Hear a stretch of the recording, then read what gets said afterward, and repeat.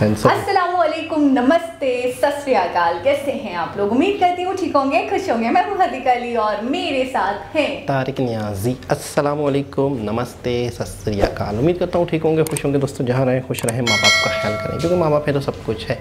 Channel को subscribe करें, video को लाइक करें, दूसरे से शेयर करें, बेल आइकन को जरूर प्रेस करें, क्योंकि आने वाली हर वीडियो का नोटिफिकेशन आपको टाइम टू टाइम मिलता है। तो आज की हमारी वीडियो है top 10 most expensive hotels. Start करते हैं अपनी वीडियो को। Let's start. ओके गाइस, तो वीडियो का टाइटल है top 10 most expensive hotels in India, expensive Indian hotels. So start करते हैं। सो नमस्कार, स्वागत है आप सभी का आज की एक और नई वीडियो में। आज की वीडियो में हम बात करने वाले हैं भारत की 10 सबसे ज़्यादा महंगी होटल के बारे में। तो चलिए दोस्तों, इस वीडियो को शुरू करते हैं बिना किसी देरी के। So let's start. Number 10, the Leela palace, Udaipur. Udaipur की मशहूर पिचोला झील के किनारे पर स्थित द लीला पैलेस होटल, जो कि भारत की 10वीं सबसे ज़्यादा महंगी होटल है, और इस होटल में एक रात रुकने का किराया है मिनिमम 17,000 रुपये और मैक्सिमम 1 लाख रुपए के करीब है। नंबर 9, द ओबरॉय अमर विलास, आगरा। आगरा में स्थित ये आलीशान होटल ताजमहल से केवल 600 मीटर की दूरी पर स्थित है, और इस होटल के कमरे से आप ताजमहल के शानदार नज़ारे को भी देख सकते हो। इस होटल में एक रात रुकने का किराया है मिनिमम 25,000 रुपये और मैक्सिमम 1.5 लाख रुपए के करीब है। नंबर 8, द ओबरॉय उदय विलास, उदयपुर। ये होटल दुनिया के सबसे अच्छे होटलों में से एक है। ये शाही महल उदयपुर की मशहूर पिचोला झील के किनारे पर स्थित है, और इस होटल में एक रात रुकने का किराया है मिनिमम 26,000 रुपये और मैक्सिमम 1.5 लाख रुपए के करीब है। Number 7, the Oberoi Rajvilas, Jaipur. जयपुर में स्थित ये होटल 280 साल पुराने मंदिर के लिए प्रसिद्ध है, जो कि भगवान शिव को समर्पित है, और आज ये महल एक 70 कमरों का आलीशान होटल है। इस होटल में एक रात रुकने का किराया है मिनिमम 25,000 रुपये और मैक्सिमम 2 लाख रुपए के करीब है। नंबर 6 पर है the Leela palace, new Delhi. Delhi के चाणक्यपुरी में स्थित ये होटल दिल्ली का सबसे ज़्यादा महंगा होटल है। इस होटल में एक रात रुकने का किराया है मिनिमम 11,000 रुपये और मैक्सिमम 3.5 लाख रुपए के करीब है। नंबर 5 पर है ताज लेक पैलेस, उदयपुर। उदयपुर की जो पिचोला झील है उसके बीचों बीच में ये खूबसूरत होटल मौजूद है, और इस होटल का निर्माण 1743 में महाराणा जगत सिंह ने करवाया था, और आज ये महल ताज लेक पैलेस के नाम से जाना जाता है, और इस होटल में एक रात रुकने का किराया है मिनिमम 17,000 रुपये और मैक्सिमम 3,80,000 रुपये के करीब है। नंबर 4, उम्मेद भवन पैलेस, जोधपुर। उम्मेद भवन पैलेस एक 5 स्टार होटल है, जिसका निर्माण 20वीं शताब्दी में जोधपुर की सबसे ऊंची पहाड़ी चित्तर पहाड़ी पर बनाया गया था, और इस होटल में एक रात रुकने का किराया है मिनिमम 21,000 रुपये और मैक्सिमम 4 लाख रुपए के करीब है। नंबर 3 पर है ताज फलकनुमा पैलेस, हैदराबाद। हैदराबाद में स्थित ये होटल एक 5 स्टार होटल है, जिसमें 60 कमरे हैं, और इस होटल में एक रात रुकने का किराया है मिनिमम 24,000 रुपये और मैक्सिमम 4 लाख रुपए के करीब है। नंबर 2 पर है कुमारकोम लेक रिजॉर्ट, केरला। केरला में स्थित ये होटल भारत के सबसे महंगे बीच रिजॉर्ट में से एक है, और यह होटल कई तरह की वाटर एक्टिविटीज़ के लिए मशहूर है। इस होटल में एक रात रुकने का किराया है मिनिमम 12,000 रुपये और मैक्सिमम 5 लाख रुपए के करीब है। और अब बात करते हैं भारत की सबसे ज़्यादा महंगी होटल के बारे में। तो नंबर 1 पर है रामबाग पैलेस, जयपुर, जो कि जयपुर की भवानी सिंह रोड पर स्थित है। ये आलीशान होटल इस शहर की आन बान और शान है। रामबाग पैलेस की स्थापना 1835 में हुई थी, जिसे बाद में एक होटल में तब्दील कर दिया गया, और इस होटल में एक रात रुकने का किराया मिनिमम 24,000 रुपये है और मैक्सिमम 7 लाख रुपए के करीब है, जो कि भारत की सबसे ज़्यादा महंगी होटल है। तभी नंबर 1 पे है ना। ओके, क्या नाम है इसका?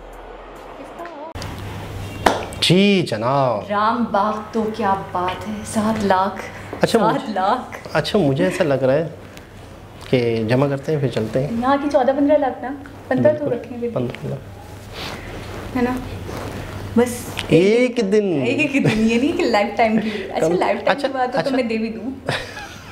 अच्छा, मेंबरशिप सालाना भी हो तो भी सोचो। हाँ ये भी है ना, एक दिन। एक महीने अच्छा। चले, 1 महीने का भी हो तो हम कर लेंगे। नहीं, कहाँ से करेंगे? 1 महीने के लिए तो रहने दें कम से कम, सही से एंजॉय करें। अच्छा, एक बात है कि मुझे ऐसा लग रहा है जितने भी बड़े होटल्स थे ये सारे किसी ज़माने में राजाओं के महल थे।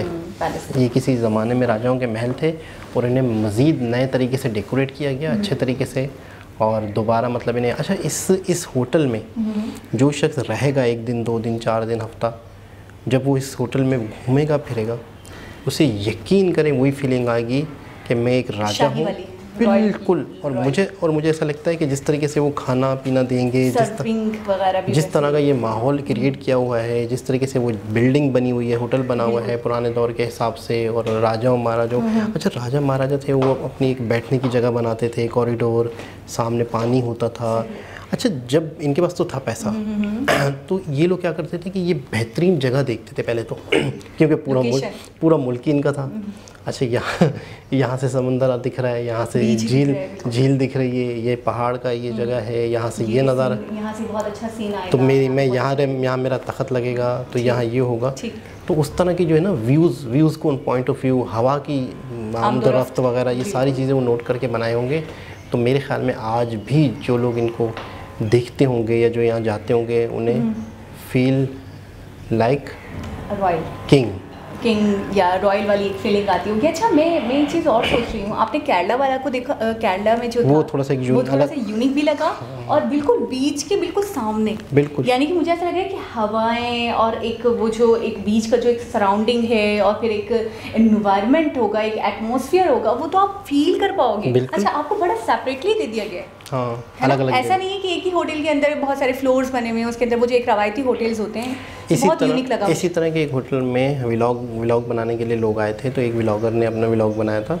बहुत सारे व्लॉगर केरला में जमा हुए थे, केरला टूरिज्म में। तो इसी तरह यही होटल था ना, इसी होटल में उन्होंने ठहराया था। तो इसका मतलब है कि बड़ा मतलब है कि, और ख़ुद केरला की टूरिज्म ने उन्हें मतलब एक इन्वाइट किया था। अच्छा, एक चीज़ हो गई क्लियर कि जितने बड़े होटल हैं, जितने महंगे होटल हैं, वो सारे के सारे हैं राजस्थान में। इसका मतलब है इंडिया में सबसे ज़्यादा अगर टूरिज़्म हो रही है, मैं अब तक जो समझा हूँ, राजस्थान। और राजस्थान का कल्चर इतना रिच कल्चर है, इतना अट्रैक्शन है राजस्थान के अंदर। मेरा भी यही दिल करता है कि अगर कभी एक राज्य का जिक्र हो कि यार एक राज्य में जाना है और सिटी अगर देखने है, तो फिर तो बेंगलोर जाएंगे। लेकिन एक कल्चर, एक हिस्ट्री, एक पुरानी बिल्डिंग्स, एक हैंडीक्राफ्ट, हाथ का काम। एक बात बताऊँ, राजस्थान हम जहाँ नज़र डालेंगे ना, वहाँ से आपको रिच दिखेगा। आप उनका पहनावा देखें, आप कितना यूनिक और कितना अट्रैक्टिव और कितना कलरफुल है। ठीक है, आप उनके सॉन्ग्स, जो फोक सॉन्ग्स होते हैं, उनको सुनेंगे तो आप बस एक डूब जाएंगे। अच्छा, फिर वहाँ की वो जो रेतीली ज़मीन, अच्छा वाइट रेत भी देखी थी, वो गुजरात में देखी थी हमने।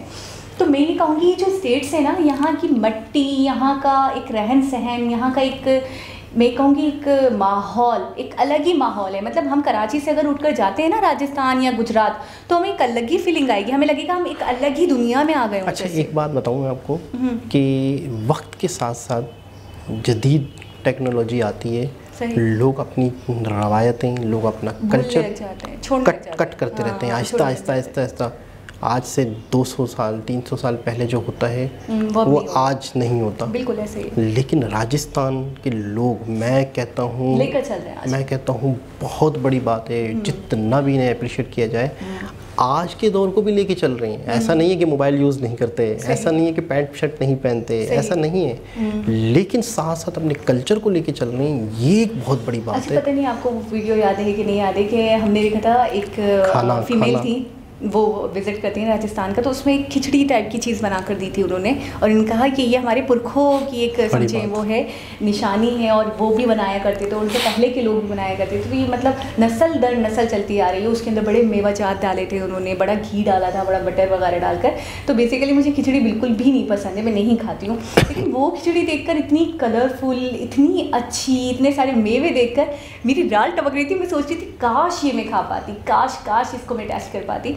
तो मैं ये कहूँगी इनकी जो रवायती चीज़ें, चाहे वो खाने हों, चाहे वो सॉन्ग्स हों, चाहे वो कपड़े हों, ये वही अपने आबाओ अजदाद, अपने पूर्वज का लेकर चल रहे हैं। उन्होंने कोई भी जिद्दत नहीं करी, उन्होंने कोई चेंजिंग नहीं लाए, वो तब्दीली नहीं लाए। उनको तब्दीली नहीं चाहिए। उनके नज़दीक सबसे बेटर वही है, वो जो उनकी रवायात है, जो नस्ल दर नस्ल चलती आ रही है। लेकिन दौर के साथ चलना एक अलग चीज़ है, लेकिन अपनी रवायत को साथ लेके चलना एक अलग चीज़ है। बहुत बड़ी बात।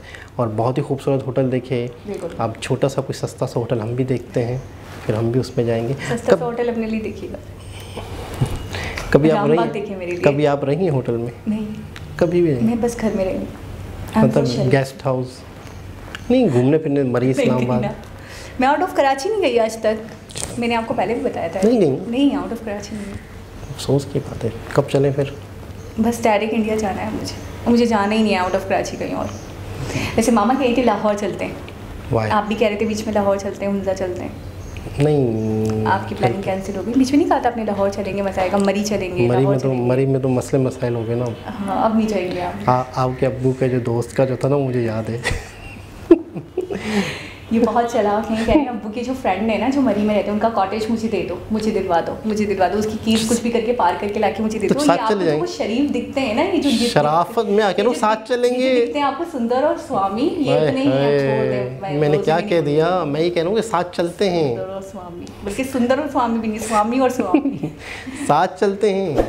अब ये आप पलटी खा रहे हैं। नहीं, ये आप सब्सक्राइबर्स के सामने जितने भोले बनते हैं ना, मैं जानती हूँ आपको, आपने कितने बल है। मरती की तरह। चले बताएं वीडियो के बारे में, गुस्सा आ रहा है मुझे।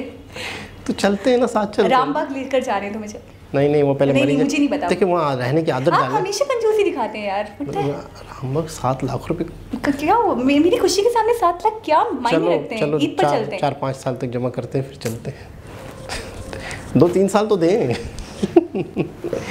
चले, कोई उम्मीद लगाना बेकार। नहीं तो 2 साल, 1 साल, 1 महीना ईद पर चलते हैं। ईद पर 1 महीना, ईद तो आ गई। बस 1 महीना है, तकरीबन 1 महीना चले। इसमें तो जितना भी आपके पास पैसा हो, प्रोसेस होता है, वीज़ा लगता है, 10,000 चीज़ें हैं। हाँ, बस मुझे पता है। आपको भी पता है। ये बहुत टालमटोल, आप यकीन करें, आप इनके पास 101 बहुत ही खूबसूरत वीडियो, बहुत ही ज़बरदस्त होटल देखी हमने। दोबारा किसी वीडियो के साथ आपसे मुलाकात होगी। जब तक के लिए अल्लाह हाफ़िज़।